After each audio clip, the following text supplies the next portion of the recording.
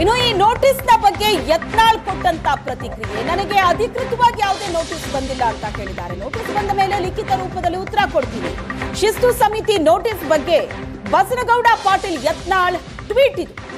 ಉತ್ತರ ಕರ್ನಾಟಕದ ಕಡೆಗಣನೆ, ಹೊಂದಾಣಿಕೆ ಮತ್ತು ಕುಟುಂಬ ರಾಜಕಾರಣ, ಕಾಂಗ್ರೆಸ್ ಸರ್ಕಾರದ ವೈಫಲ್ಯ, ಜನರ ಮುಂದಿಡೋದಕ್ಕೆ ಪಕ್ಷ ವಿಫಲವಾಗಿದೆ.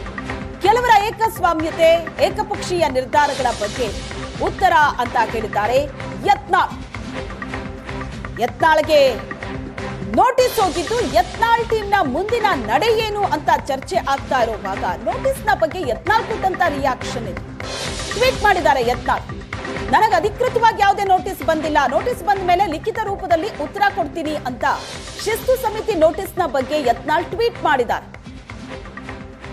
ಭಾರತೀಯ ಜನತಾ ಪಕ್ಷದ ಕೇಂದ್ರ ಶಿಸ್ತು ಸಮಿತಿಯಿಂದ ಯತ್ನಾಳ್ರಿಗೆ ನೋಟಿಸ್ ಬಂದಿದೆ ಅಂತ ಮಾಧ್ಯಮಗಳು ಹೇಳ್ತಾ ಇದೆ. ನನಗೆ ಅಧಿಕೃತವಾಗಿ ಯಾವುದೇ ನೋಟಿಸ್ ಬಂದಿರೋದಿಲ್ಲ. ಇದು ಬಸನಗೌಡ ಪಾಟೀಲ್ ಯತ್ನಾಳ್ ಅವರ ಟ್ವೀಟ್ ಇದು.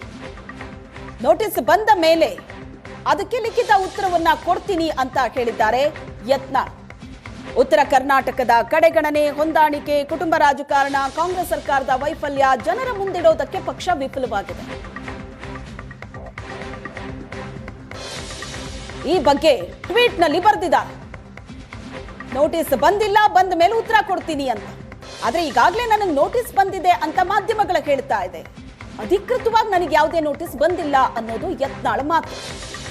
ಈ ಹಿಂದೆಯೂ ಕೂಡ ಇದೇ ವಿಚಾರಕ್ಕೆ ಸಂಬಂಧಪಟ್ಟ ಹಾಗೆ ಒಂದ್ಸಲ ಯತ್ನಾಳ್ ಅವ್ರಿಗೆ ನೋಟಿಸ್ ಬಂದಿದೆ ಅನ್ನೋ ವಿಷಯ ಬಹಿರಂಗವಾದಾಗ್ಲೂ ಯತ್ನಾಳ್ ನೋಟಿಸ್ ಬಗ್ಗೆ ಇದೇ ಮಾತನ್ನ ಹೇಳಿದ್ರು.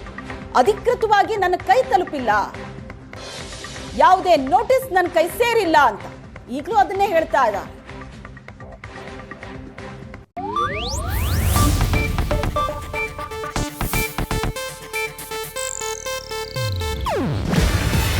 ಇದು ಏಷ್ಯಾನೆಟ್ ನ್ಯೂಸ್ ನೆಟ್ವರ್ಕ್ ಪ್ರಸ್ತುತಿ.